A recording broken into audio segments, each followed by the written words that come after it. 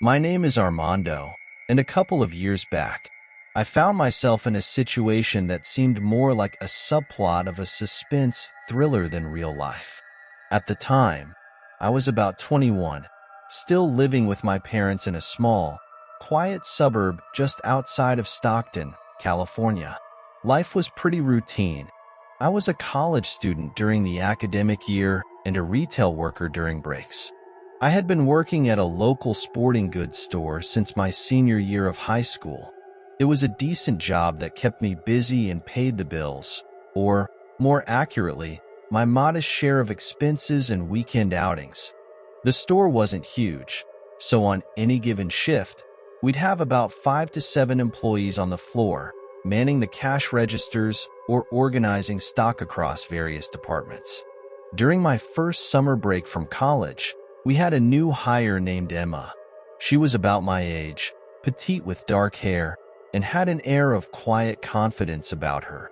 We didn't interact much beyond the usual coworker small talk.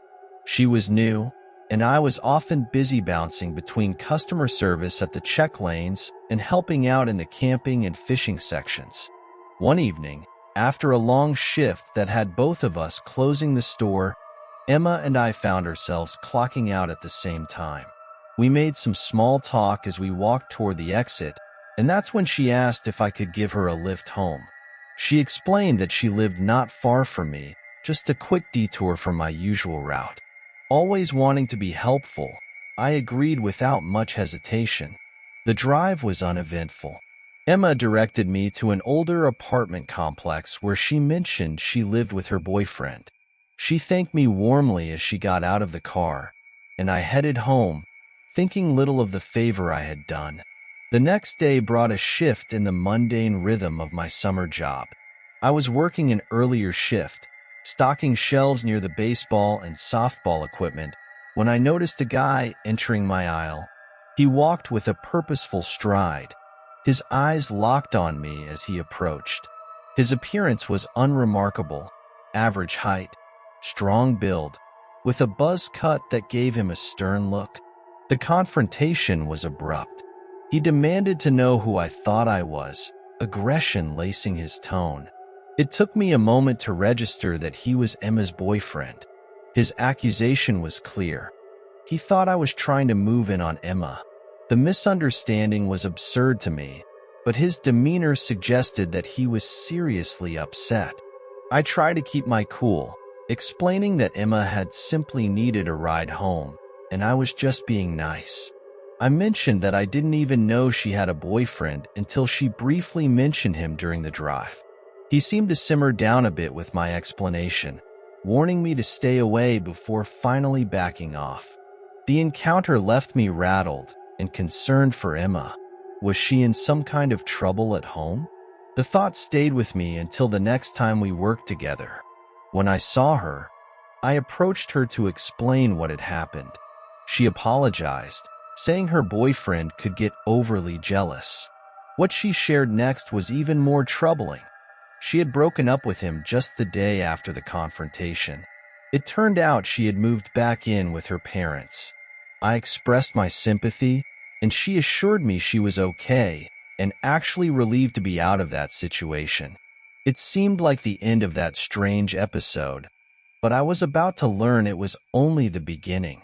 That night, after another long shift, I walked to my car parked under the dim lights of the near-empty lot. As I drove off, I noticed a car that seemed to linger a bit too long near where I had parked.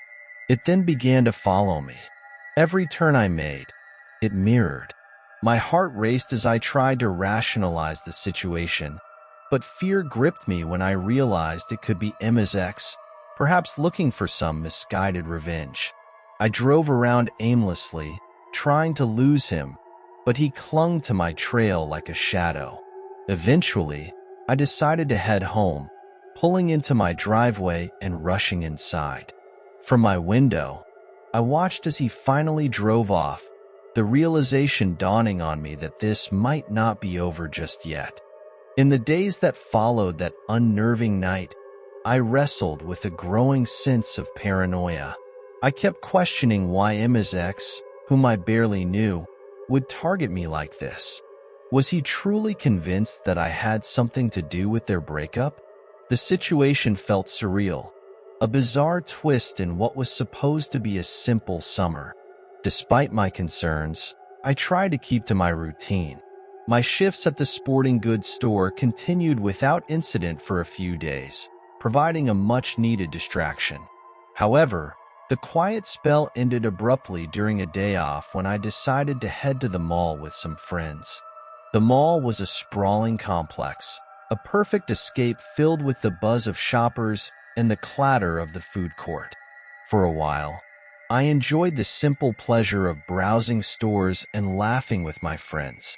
It was a relief to feel normal again, if only for a few hours. But as we sat down in the food court, I caught sight of a familiar figure.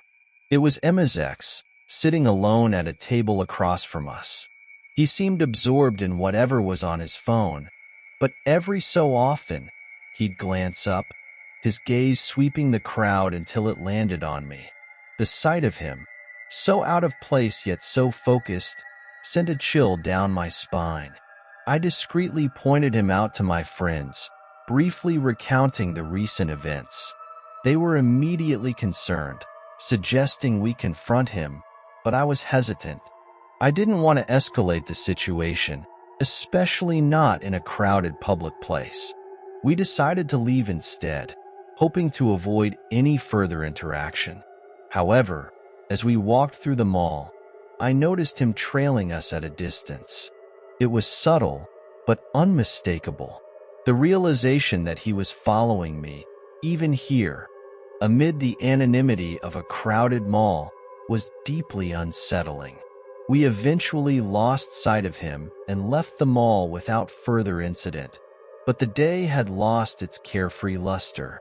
I was left with a nagging anxiety that no matter where I went, Emma's ex might not be far behind. The next time I saw Emma at work, she seemed genuinely happier, almost lighter somehow. She shared that she was moving to Seattle in 2 weeks, a fresh start far away from the troubles here in California. I was happy for her, but couldn't help but express my ongoing concerns about her ex's behavior.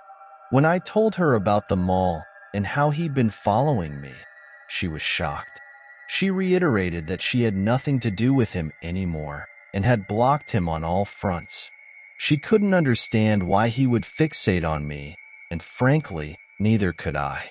I contemplated involving the police but held back, hoping that Emma's imminent departure would deflate her ex's misguided vendetta. That hope was shattered later that same evening. After another long day at work, I walked to the parking lot under the orange glow of the streetlights. There, parked ominously close to my car, was a familiar vehicle. It was him again, waiting. As I approached, he got out of his car and started walking towards me aggressively. The confrontation escalated quickly. Before I could fully grasp the situation, he threw a punch. I tried to defend myself, dodging his blows, but he was relentless. The fight was brief and brutal. I was no match for him, and he left me bruised and battered on the cold asphalt of the parking lot before driving away. Shaken and injured, I called the police. They arrived quickly, and I gave them a full account of everything that had happened, not just tonight, but over the past weeks. They provided first aid and took my statement seriously, initiating a search for him based on my descriptions and the recent events. It was only then, sitting in the back of an ambulance, nursing my wounds, that the full weight of the situation hit me. This wasn't just some random post-breakup jealousy. It was something more dangerous, more obsessive. I had unwittingly become the focus of his misplaced anger and frustration. The next morning brought some semblance of closure. I was informed that Emma's ex had been arrested, not just for the assault, but also on an outstanding warrant for unrelated charges. It was a small comfort, knowing he was off the streets, unable to harm anyone else or continue his pursuit of me. As I recovered physically and mentally from the ordeal, I reflected on how quickly things had spiraled out of control, how a simple act of kindness had entangled me in the volatile end of someone else's relationship. It was a stark reminder of how complex and unpredictable human emotions can be, and how important it is to remain vigilant about personal safety. In the weeks that followed, as Emma moved to Seattle and started her new life, I gradually began to feel safe again. The fear that had shadowed my days receded, replaced by a cautious optimism.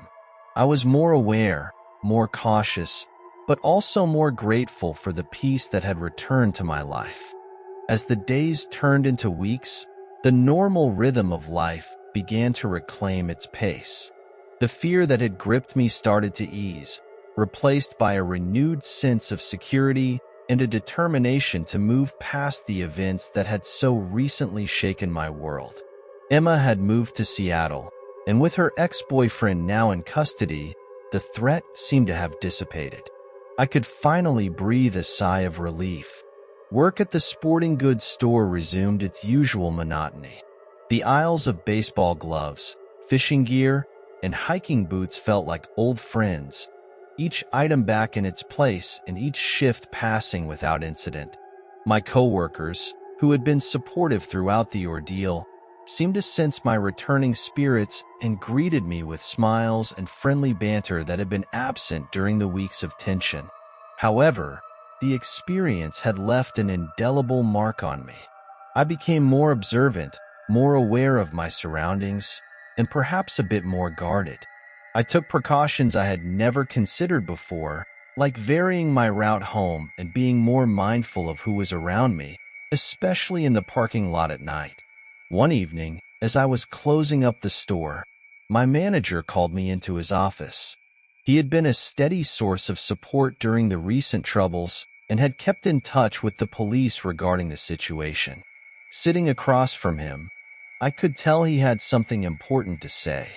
"Armando, I just wanted to give you a heads up," he began, his tone serious but kind. "The police stopped by today while you were on the floor. It seems Emma's ex was released on bail. They wanted us to be aware, just in case he decides to show up here." The news hit me like a cold splash of water. I had naively thought that with his arrest, this chapter would close completely. The reality that he was out, potentially still harboring resentment or worse, reignited a flicker of the old anxiety. "Thanks for letting me know," I replied, trying to keep my voice steady. "I'll be careful." Leaving his office, the familiar sense of vigilance returned. Over the next few days, I found myself looking over my shoulder more often, scanning faces in the crowd for the one that I hoped to never see again. But life has a way of moving forward, and so did I. The weeks passed without incident, and slowly, the tension began to ease once more. I focused on the positives: my supportive family, my friends, and the upcoming end of summer, which would bring a return to college and a busy schedule filled with classes and new opportunities. One afternoon, as summer waned and the back-to-school season was in full swing, I decided to stop by a local cafe after my shift.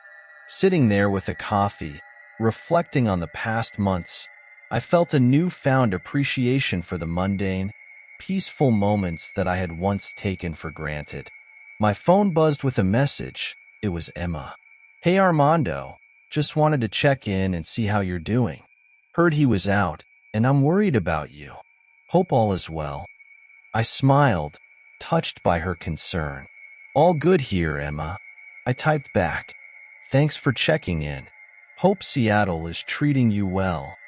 Her reply was quick and cheerful, filled with updates about her new life in Seattle, her new job, and the excitement of exploring a new city. It was a stark contrast to the fear and uncertainty we had both experienced just a few months ago.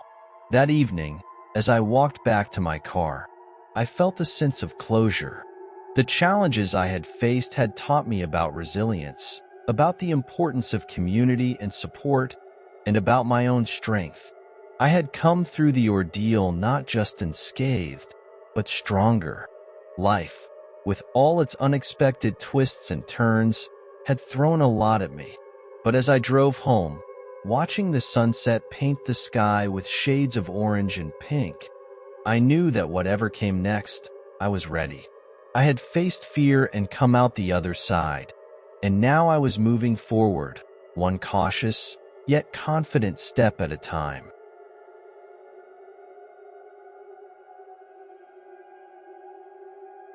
The whole ordeal began on a day that seemed like any other Tuesday during my junior year at Franklin High. The morning was routine. Cereal for breakfast, a quick check for homework in the backpack, and the usual half-mile walk under the bright, sprawling skies of suburban Illinois. Yet, as I sat through second-period algebra, a gnawing discomfort began to bubble in my stomach, setting the stage for what would become an unforgettable day. By the time the bell rang for third period, my stomach was in full rebellion. Clutching my abdomen, I excused myself from English class, mumbling something about needing the restroom urgently. My teacher, Mrs. Clarkson, gave me a sympathetic nod, pushing her glasses up as she returned to her discussion of To Kill a Mockingbird. I hustled through the bustling hallways of Franklin High, my focus solely on reaching the sanctuary of the bathroom. My classmates were mere blurs on the periphery of my vision, their laughter and chatter sounding distant against the throbbing in my gut. But as I neared my destination, a peculiar whistling pierced through the cacophony of teenage noise. The tune was light, almost carefree, and decidedly out of place in the context of my discomfort. Pushing open the bathroom door, the whistling grew louder, more distinct. It was coming from the far end of the tiled room, where I spotted the shadow of a man under the door of the last stall. I tried to focus on my own urgent needs, selecting the nearest stall in a desperate bid for relief.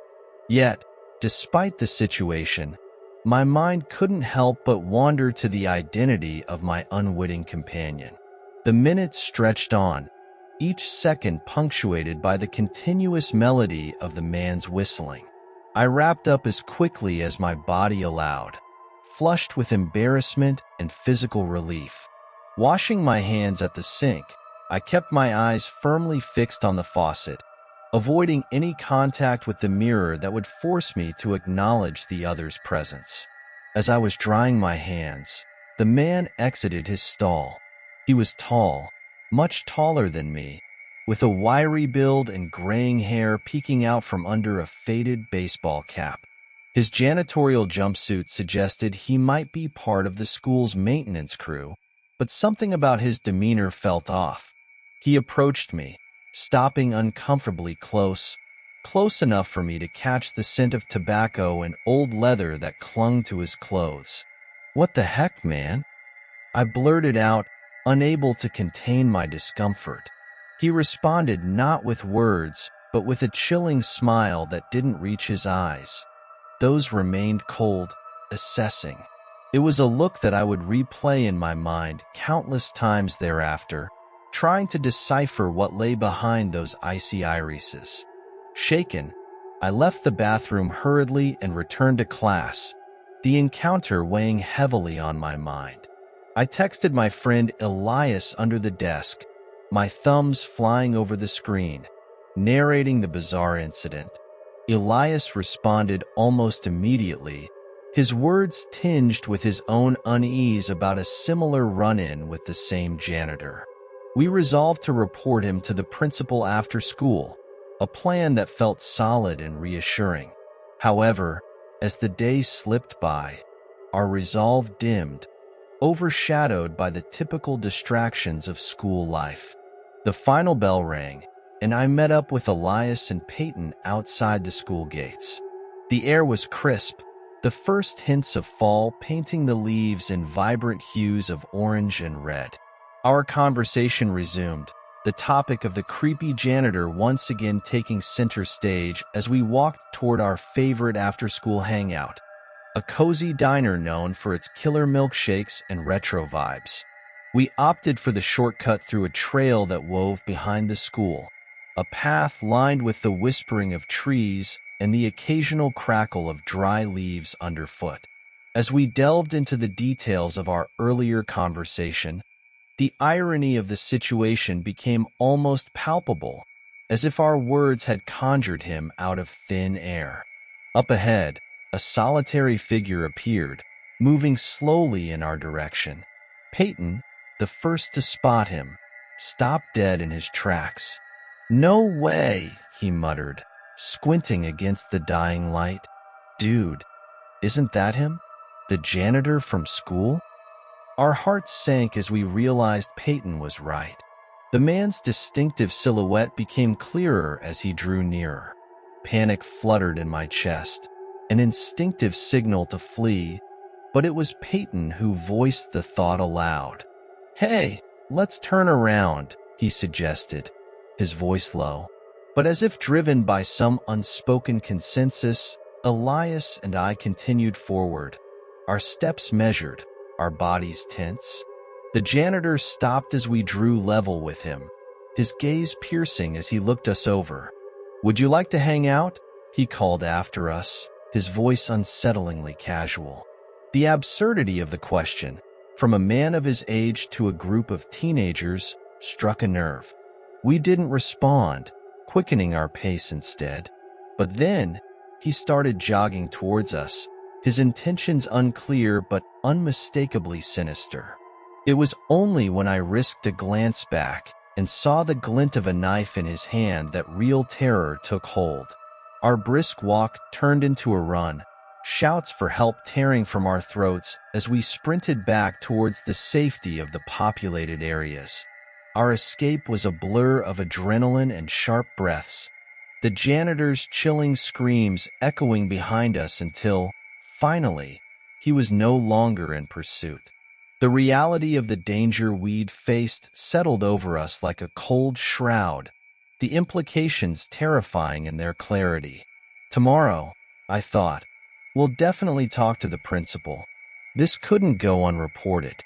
But the true depth of the janitor's deception, and the danger it posed, was something we would only come to fully understand in the harrowing days that followed.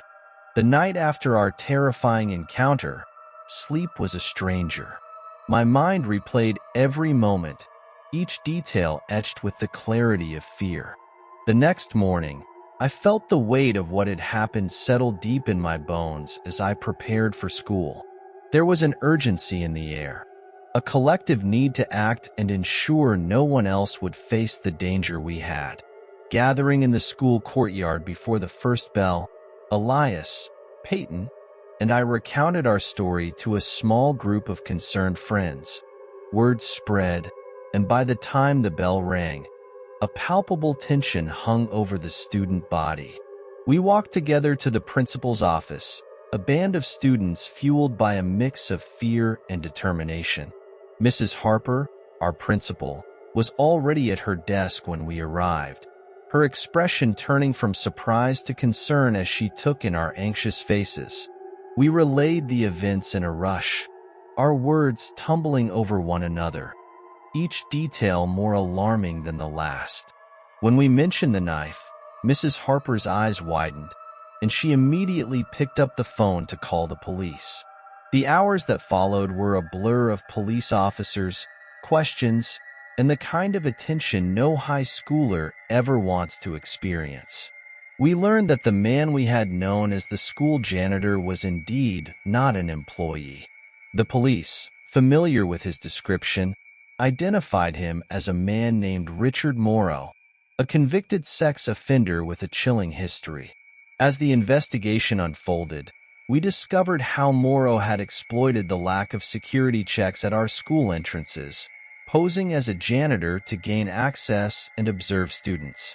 It was a stark reminder of the vulnerabilities that existed within our supposed safe spaces. The school district reacted swiftly, prompted by the incident and the media attention that swirled around our story. Security measures were tightened, with new protocols and surveillance systems installed at a speed that spoke to the urgency of the situation. In the days that followed, the school atmosphere was somber. Students spoke in hushed tones, and teachers were visibly more vigilant. Our parents, deeply shaken by the ordeal, held meetings with school officials, demanding transparency and reassurances of our safety. Amidst this turmoil, a strange sense of camaraderie developed among the students at Franklin High. The ordeal had shaken us, but it also pulled us together in a shared resolve to protect one another and stand vigilant against threats, both seen and unseen. Elias, Peyton, and I found ourselves at the center of this newfound unity. Our experience a stark lesson in the realities of the world outside our classroom windows. We spent a lot of time together in the following weeks, often discussing not just what had happened, but how we could contribute to a safer school environment. Our story was shared at assemblies and in class discussions, serving as a powerful reminder of the importance of awareness and communication. As spring edged into summer, the memory of Richard Morrow began to recede, dulled by the passage of time and the busy hum of student life. Yet, the lessons remained, indelibly marked on our consciousness. Looking back, I realize how that day, frightening as it was, shaped much of my final year in high school.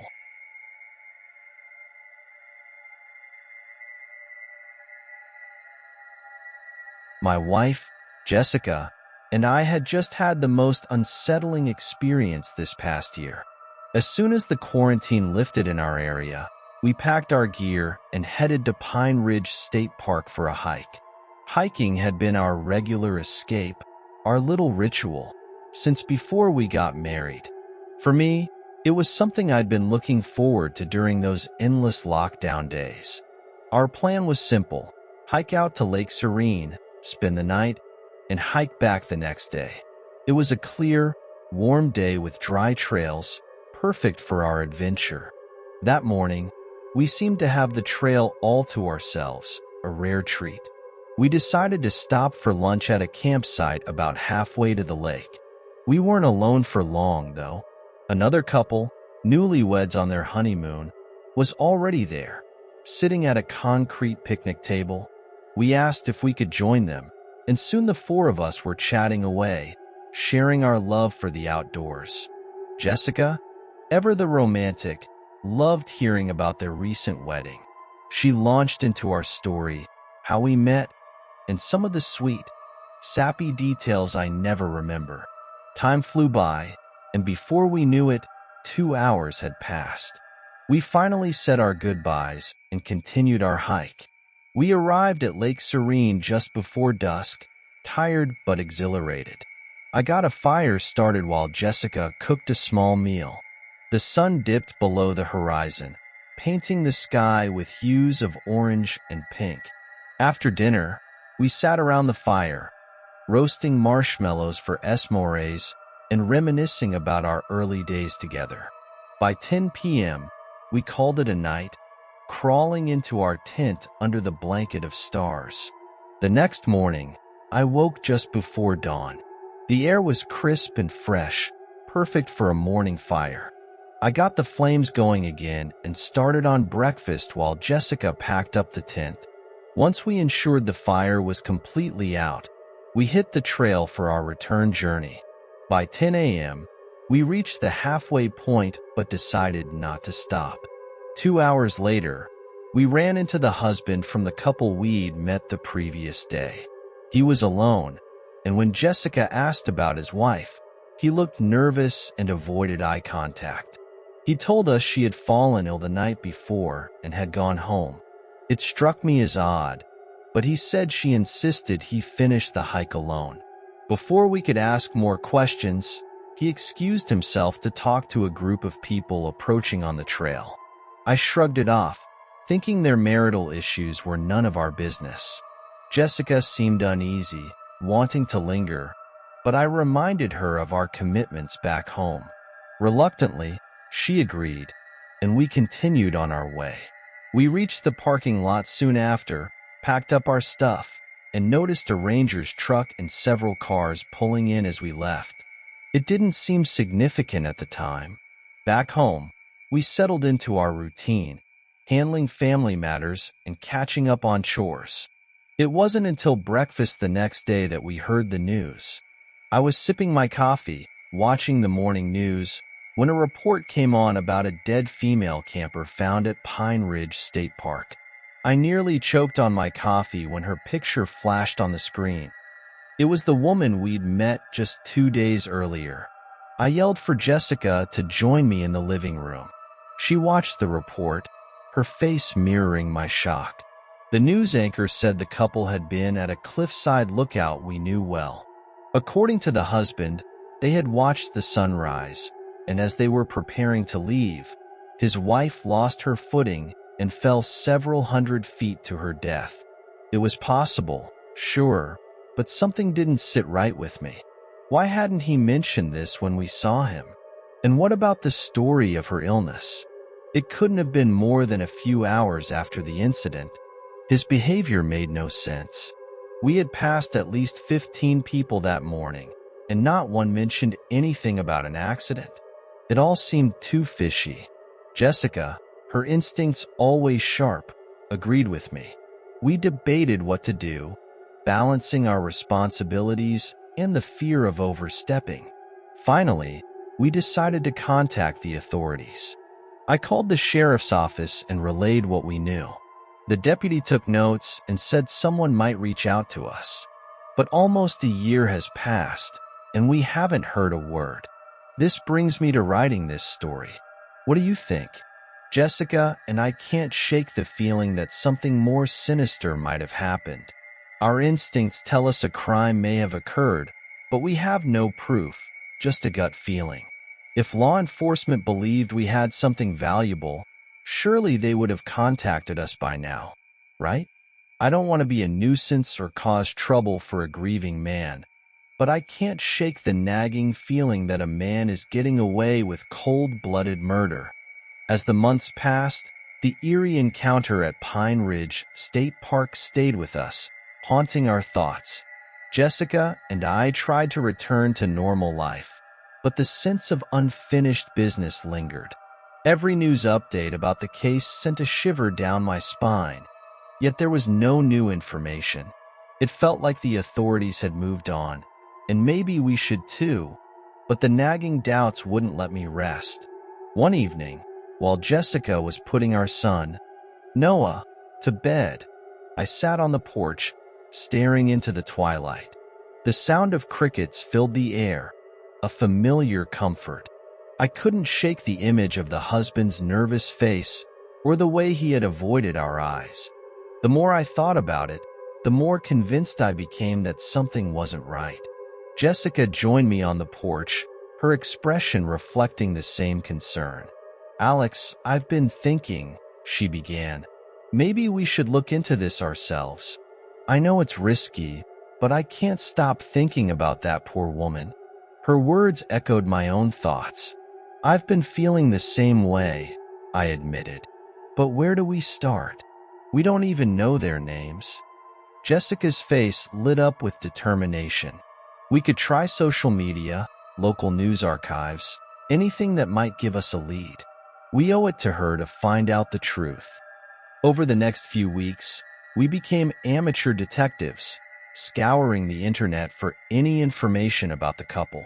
We searched local news websites, social media platforms, and even reached out to hiking forums. It was slow going, but our persistence paid off when Jessica found a news article about the incident. The article provided the names we needed, Eric and Lisa Moore. With this information, we dug deeper. We discovered that Lisa had been a teacher at a nearby elementary school and was well loved by her students. Eric, on the other hand, had a more checkered past, with a few minor run-ins with the law for petty theft and disorderly conduct. Our curiosity piqued, we decided to visit Pine Ridge State Park again. This time, we paid close attention to the surroundings, especially the cliffside lookout where Lisa had supposedly fallen. Standing at the edge, looking down at the sheer drop, I felt a chill. It was easy to see how someone could lose their footing, but it was also easy to see how someone could be pushed. We talked to park rangers and other hikers, subtly asking about the incident. Most had heard about it, but didn't know any details. One ranger mentioned that the investigation was still open, but had hit a dead end due to lack of evidence. This only fueled our determination. Jessica suggested we reach out to Lisa's family, thinking they might have insights or suspicions of their own. It was a delicate situation, but we managed to find Lisa's sister, Rachel, on social media. Jessica sent her a heartfelt message, explaining who we were and what we had witnessed. To our surprise, Rachel responded, grateful for our concern and willing to meet. We arranged to meet Rachel at a cafe in town. She was a mirror image of her sister, with the same kind eyes and warm smile. Over coffee, she shared her doubts about Eric's story. Lisa was always so careful, so cautious. I can't believe she would just fall like that, Rachel said, her voice tinged with sadness and anger. Rachel revealed that Lisa and Eric's marriage had been rocky. There were rumors of arguments and even hints of infidelity. She suspected that Eric might have had something to do with Lisa's death, but had no proof. Hearing this, Jessica and I felt a renewed sense of urgency. We continued our investigation, piecing together fragments of information. One breakthrough came when we found a forum post by someone who had seen Eric and Lisa arguing at the park the day before the incident. This eyewitness account was crucial, but we needed more. Jessica had an idea. What if we hire a private investigator? They might be able to uncover something we can't. It was a long shot, but we decided it was worth a try. We found a reputable investigator, Sam Reynolds, who agreed to take on the case. We handed over everything we had gathered, hoping it would lead to something concrete. Weeks passed, and just as we were beginning to lose hope, Sam called with news. He had found a witness who saw Eric pushing Lisa during their hike. The witness had been too scared to come forward, but was willing to testify anonymously. This was the break we needed. Armed with this new evidence, we went to the authorities again. This time, they listened. The investigation was reopened, and Eric was brought in for questioning. Under pressure, he eventually confessed to pushing Lisa during an argument, claiming it was an accident.